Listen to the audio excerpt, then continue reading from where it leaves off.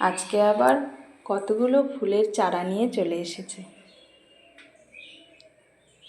এটা তারাগ্যান্দা, গাছটা একটু বড়, আর এই গাছগুলো একদম ছোট ছোট।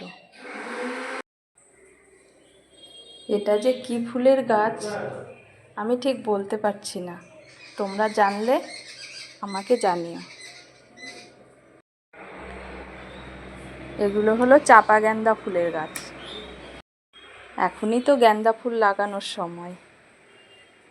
তারাগ্যান্দা ফুটে আছে, দেখো কি সুন্দর, কড়িও আছে। ক্যালেন্ডুলা আছে, এটা হলো ডালিয়া। অনেক কয় রকমেরই গাছ নিয়ে এসেছে। গাছগুলো যখন বড় হয়ে ফুল ফুটবে কত সুন্দর লাগবে দেখতে।